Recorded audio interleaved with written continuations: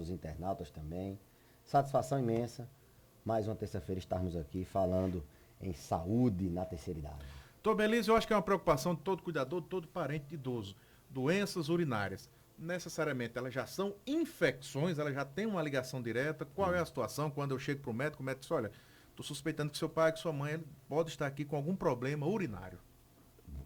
Excelente pergunta. O sistema, eu diria assim, rim, ureter, bexiga e uretra, que é o sistema urinário, Uhum. ele tem doenças que também estão relacionadas ao sistema genital. Por exemplo, uma doença na próstata, que é no sistema genital, ela dá sintomas urinários. Ela dá alterações de urinar muita noite, a urina ficar mais arrochada, o paciente tem dificuldade de urinar. Gera ardor. Às vezes esses sintomas de ardor, mas é mais sintomas Sim. irritativos, ou seja, ele urina várias vezes à noite, ele dá vontade, ele tem que ir logo, e obstrutivos, esses de urina mais Sim. apertada, enfim. Doença genital que repercute no aparelho urinário. Então, hiperplasia da próstata, câncer de próstata, doenças na próstata podem dar sintomas urinários, esses que eu falei. Agora, isso no homem, né? No homem também, e aí homem e mulher, eles podem ter doenças renais, assim vamos dizer. Uma que preocupa bastante, que a gente está sempre tentando combater para que o paciente não evolua, não progrida de fase, já que ela é irreversível. Se ele andou, se ele piorou a função renal, ele não retorna mais àquela função, a doença irreversível, é a doença renal crônica. É o rim entrando em falência. Né? A função do rim, ela é de filtrar o sangue, né? Ali é meio que um filtro de substâncias que a gente não precisa, do excesso que a gente está, por exemplo, o excesso de açúcar, o excesso de sal, é regulado pelo excesso de água, é regulado pelo rim, além de funções diferentes, por exemplo, de produção de hormônio. A vitamina D, como é considerada hormônio, ela é ativada no rim.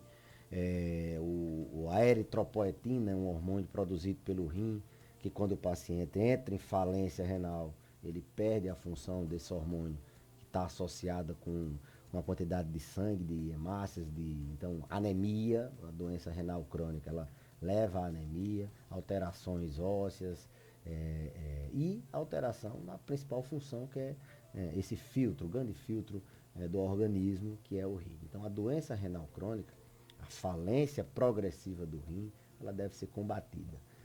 E as principais causas são hipertensão e diabetes. Você controlando a pressão, tratando a hipertensão, você tratando o diabetes, você controla o risco de entrar na insuficiência renal. Ou seja, o rim perder sua capacidade de funcionar. Então, isso,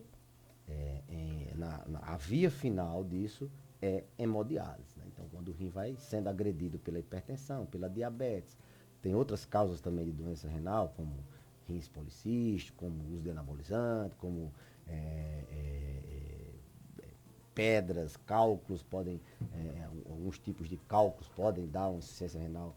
Mas as principais causas é hipertensão e diabetes, que levam ao rim entrar em falência e perder suas funções, eu diria, de filtrar o sangue, de produção de hormônios e assim por diante. E aí, perdendo o filtro, você tem que usar um filtro externo, que é a máquina de hemodiálise. Ela passa seu sangue ali e filtra.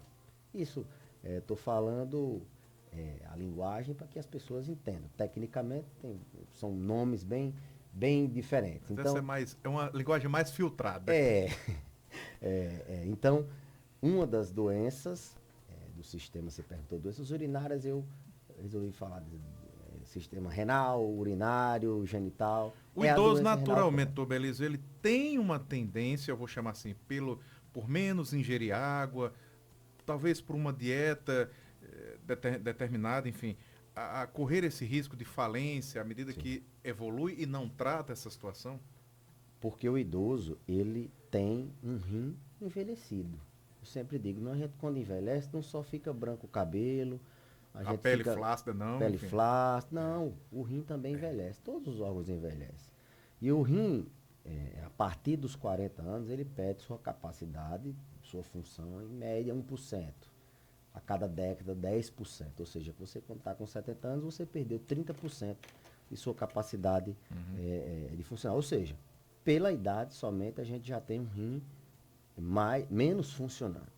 Além disso, o idoso, não só pela falta de sede, não só porque ele bebe menos água, porque ele tem uma quantidade de água no corpo menor, isso sim também é um fator que se associa a um rim envelhecido, E é um biológico. rim em risco de entrar em falência, a gente tem uma prevalência muito maior de diabetes e hipertensão nos idosos.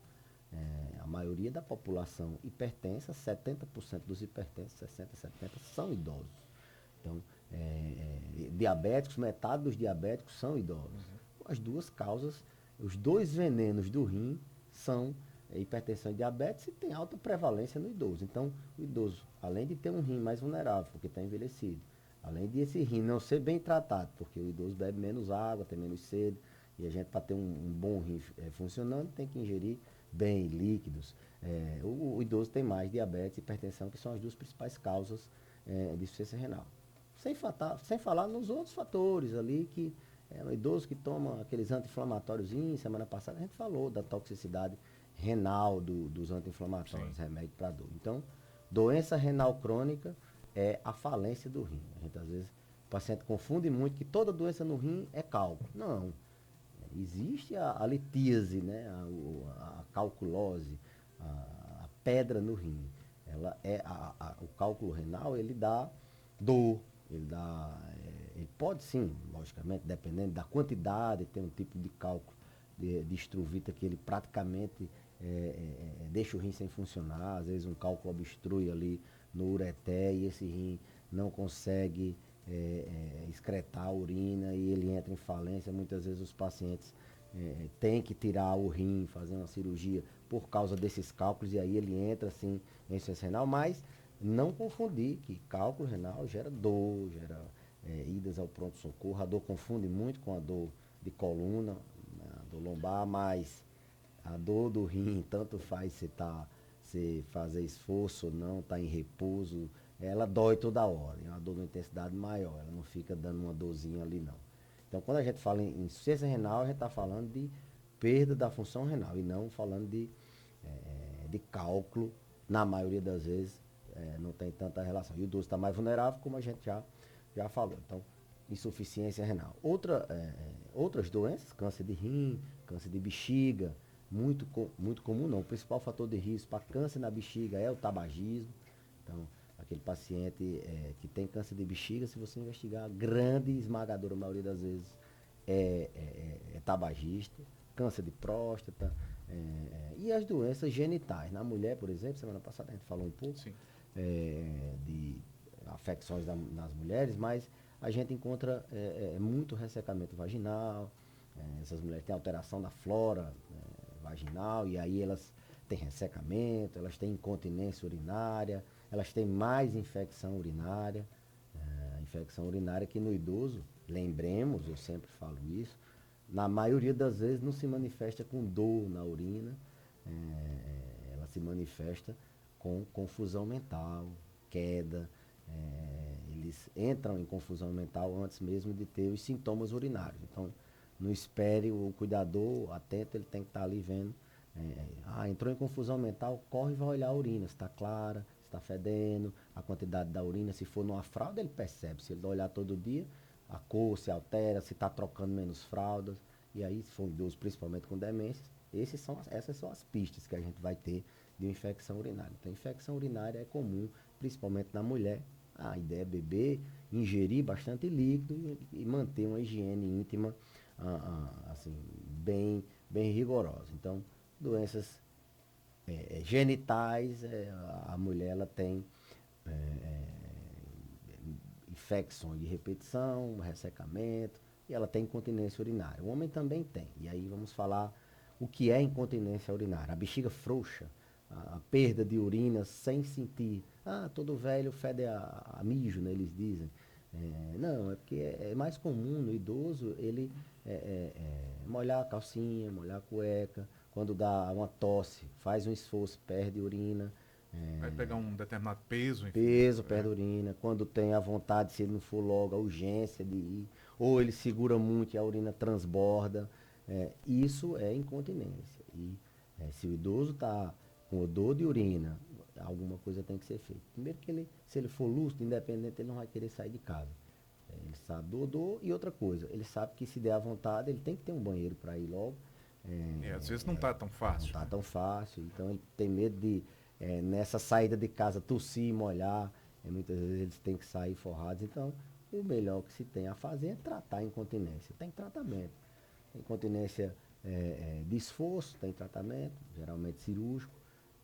A incontinência de urgência, aquela bexiga hiperativa, tem fisioterapia, tem fisioterapia específica para incontinência urinária, tem medidas de suporte, você tira diurético, trata diabetes, diabetes se tiver alta, ajeita a urina mais, se o paciente está com a urge incontinência, diurético, só lembrando, é um medicamento para pressão, que ele elimina mais líquido. Então, tem algumas medidas corretivas e tem remédios específicos, além da fisioterapia, além de medidas de ajuste de medicamentos que podem facilitar a perda urinária.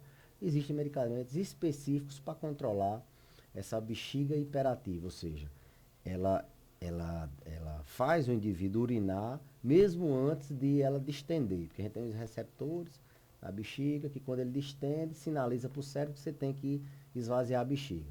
Então a bexiga hiperativa, esses receptores são acionados mesmo se a bexiga está cheia, e o paciente tem aquele vexame para ir. Isso é uma coisa que dá muita queda em idoso, principalmente à noite. Quando não escorrega na urina, quando não escorrega na urina, tem aquela tontura quando levanta, sai correndo para ir no banheiro e aí cai, fratura. E isso deve ser evitado. Eu bato muito nisso, porque eles acham que é normal. Não, eu vou no banheiro 2, 3 vezes à noite. Mas se não for logo, mas eu vou logo e nunca. E dá certo, eu estou em casa mesmo. Não, o problema é o vexame, escorregar, ficar tonto, cair e velho que cai, se esbagaça, né? Então, beleza, chega a pergunta 342-ouvinte-270. O ouvinte pergunta: meu pai teve problema com cirrose hepática, inclusive chegou a estar internado, e a urina a gente já percebia antes da internação que estava muito escura, quase uma urina marrom, segundo a ouvinte. Então, esse é o que a gente imagina, cirrose atingindo o fígado, mas já tem, doutor, nesse caso, uma relação direta com o trato urinário? A cirrose, ela é uma doença que tem várias causas, né? Não é só a cirrose alcoólica, não. Tem cirrose por hepatite C, tem cirrose por doenças autoimunes, tem doença que o fígado destruindo o próprio fígado. Então o cidadão pode nunca nem ter ingerido álcool na vida dele pode, e acontecer. Sim, cirrose não alcoólica é comum, por exemplo, autoimune, você tem a genética, anabolizantes da cirrose e a cirrose é exatamente também o fígado perde função, ele fica fibrosado e perde as capacidades das suas funções. Né? E o fígado tem inúmeras funções, metabolizar remédio, produzir os fatores da coagulação, produzir nossos anticorpos, nossas defesas. O fígado tem inúmeras funções e o fígado com cirrose, ele tende a, além de aumentar a pressão no sistema venoso, a gente absorve os nutrientes, a circulação passa primeiro pelo fígado. Então, se ali tem uma pressão, essa veia que vem para o fígado, ela dilata. E aí dilatando, dilata as que estão antes dela. Por exemplo, as veias do estômago. Dão as famosas varizes esofágicas, bastante comum em pacientes que têm cirrose. Eles sangram porque não coagula bem, o fígado e sangram porque tem as varizes de esôfago. Então, o fígado não funcionando bem, em estágios avançados da cirrose, existe uma síndrome que a gente chama de síndrome hepatorrenal. É quando o fígado e o rim estão em insuficiência. É um estágio assim, bem avançado. A priori, não tem no começo não tem uma relação não, mas a partir de determinado ponto do grau de cirrose, é uma via comum do paciente com cirrose fazer essa síndrome hepatorrenal, que é bastante grave. A gente tem, assim, a mortalidade é alta, né? No paciente de cirrose a mortalidade já é alta se ele não transplantar. Então a urina fica escura não só porque pode estar numa síndrome hepatorenal, e aí perdendo proteína, a urina fica escura, mas porque pode estar sangrando. O paciente que tem cirrose, ele não coagula bem o sangue, ele pode estar sangrando. O paciente que tem cirrose, se ele tiver inchado, ele tem pouca albumina, ele fica inchado, o líquido fica fora do vaso. E ele tem uma espécie de desidratação com inchaço. O paciente tem um líquido, mas não está dentro da circulação, está fora. Está no intestino, que a gente chama. E aí esse paciente pode ter a urina escura. Inclusive, um dos mecanismos da agressão ao rim é por essa que a gente chama de hipovolemia relativa. Ele tem pouco líquido circulando dentro do sangue. Porque ele tem pouca proteína, o líquido não segura dentro do sangue. E aí ele agride o rim, porque o rim precisa de líquido para ele funcionar. É como um carro. Você tem que estar ali colocando gasolina para ele funcionar. Se você para a gasolina, ele para. Então a gasolina do rim é o sangue. O sangue passa no rim, ele filtra. Com pouco sangue, com pouco líquido, ele entra em insuficiência. Então pode estar escura por isso, pode estar escura por essa lesão dupla no fígado e no rim, pode estar escura porque está sangrando, e às vezes sangramento urinário é bem discreto, a urina fica um pouco alterada. Também pode ficar um pouquinho, a cor pode ficar meio amarelada, meio escura, por causa que algumas alterações no fígado geram uma alteração de cor na urina. Tanto que tem um dos sinais clássicos de um tipo de hepatite é a cor alaranjada da urina, né? Então, isso é bem típico. Então, o rim altera, sim. O rim não. Doenças no fígado, como por exemplo cirrose, altera a cor, podem alterar a cor da urina por diversas vias, por diversos fatores. Eu falei aqui coagulação, eu falei aqui da função do fígado, eu falei aqui da alteração renal. Então, isso deve ser, se for de uma hora para outra, deve ser avaliado, não deve achar é normal da cirrose. Não tem nada normal em cirrose. Ela já é uma anormalidade. Rapaz, é uma doença gravíssima, né? Eu sempre digo, olha, assim, sem querer discutir questões éticas, mas o álcool mata muita gente por cirrose e a lesão é irreversível, né? A dependência química de outras drogas, você trata o paciente, ele não fica com lesão sequelada, não. O paciente com álcool, depois que ele entra, ele não volta. Ou ele faz o transplante, ele para de beber e tudo, ou ele faz o transplante, ou ele vai ter que conviver dali para frente, ele não piorar mais. Então, a cirrose, no caso, alcoólica. Então, assim, é bem complexo da gente. Isso dá uma pauta boa para vocês discutirem aí depois com sobre certeza. álcool. Maravilha. Doutor Belize Neto, no quadro Envelhecer com Saúde, volta na próxima semana. Obrigado, doutor Belize. Ele vai se despedindo também da nossa live. E aí, campeonato, essa coisa toda, enquanto ele vai encerrando aqui. Cadê o vascaíno Mongleitone? Não vi hoje. Não, ele... Não vi hoje. ele... Quando eu falei em urina,